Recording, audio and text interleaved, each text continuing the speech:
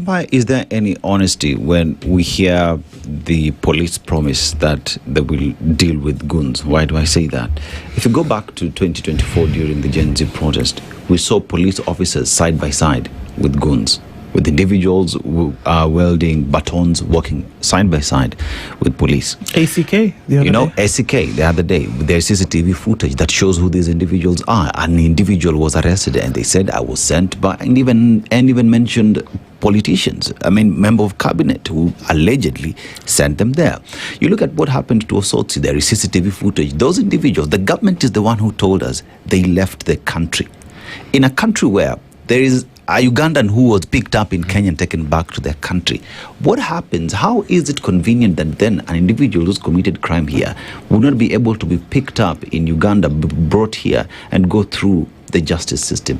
Is the government honest when it's telling us it is dealing with the goon mess that we see today? I want to put it very categorically that it is a government that is actually inventing, recruiting, and sponsoring the goons. Let's stop there. So let's not let there be no any confusion about this issue of goonism. It is government that's deliberately manufacturing these goons. They are creating a catastrophe that unfortunately will eat them. I can tell you violence begets violence. It will not come from the opposition. The same people they are recruiting, I can tell you they will turn against them. Because you cannot create violence and then think they will go to attack somebody else. Now let me tell you, let there be no doubt that there's nothing that will happen to these people. The people who attacked Ososi were sent by some people who are very powerful in government. The people who attacked ACK were sent by somebody who had an issue with the budget. Okay? And these are things that should be known. All right? And then, now, I don't know about maybe the Chaiwari, for example, then other groups, organized goons, take advantage. They take advantage, they go do, I think that's the second incident, they continue. But the majority of them, they are meant to scare. What this government wishes to do as we go towards the next elections is to put fear. Like there's some bit of fear. Then thinking that now they will manipulate elections and try to steal elections. I can tell you this. It's a long-term plan, and you can see some semblance in some neighboring countries. So what I want to say this. First of all, I feel very, very sad. And I want to some of us who literally voted for this government and worked for it. Why? We never knew the personality and character of the president. Forget about C.S. Mokomen and Lemon Omoro. These are people who are sent, given instructions. The whole matter rests with the character and personality of President William Ruto. It is him who says one thing, then he does exactly that. He said he's not going to use the police. He does exactly that. Dr. Mbae, let me ask this question. When you go for rallies as united opposition and you've asked the police to provide security, do you trust that they will do that? No. Actually, we no longer want. We just inform them we'll be somewhere because the moment we tell them, they will actually put on civilian clothes and they have pistols. So we do. It has come to this end where police are asked to put in civilian clothes and they are there causing violence. That's why you see some of the kind of shooting they do. It's not from a layman. Okay? So, let me tell you this. The whole thing, you can come here, and talk about problems. I've been trying to think as a political scientist, what happened? Unfortunately, we didn't know. The Ruto of 2018 to 2022 was a man who has been put down by Uhuru Kenyatta, denied GSU, kicked out of his house in Mombasa, denied the flight to Uganda, I don't know to do what.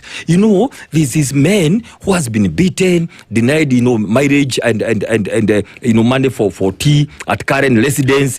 And he came out, as you see, I'm this guy who has been, I've been put down there. And then he began saying all this. We will not do this, we will not do this. Kumbe, you remember even he said he's going to do a commission on state capture. He did like 10 things.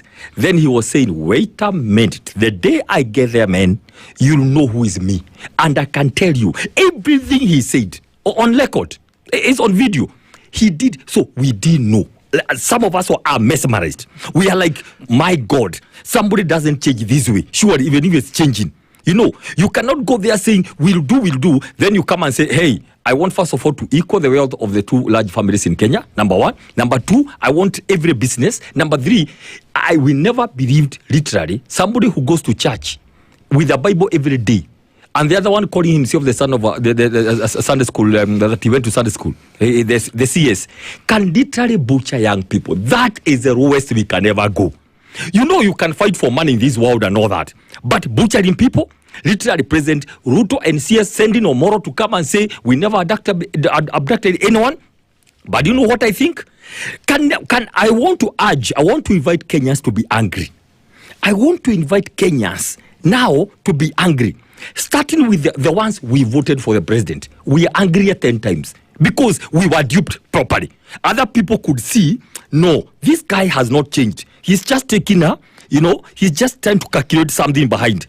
We believed everything, 100%, that this is a man. Kenya will go to another level you have never seen on earth.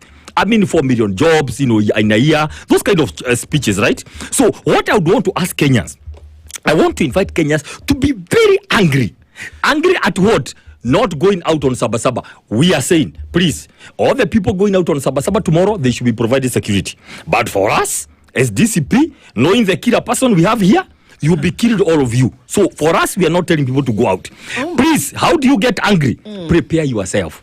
Let us go mobilize ourselves, the whole country. Not against the community. Mark my words. Not against the community, but a community, the person of one man who we voted for ourselves. To say, man, we give you the opportunity, but sorry, this is just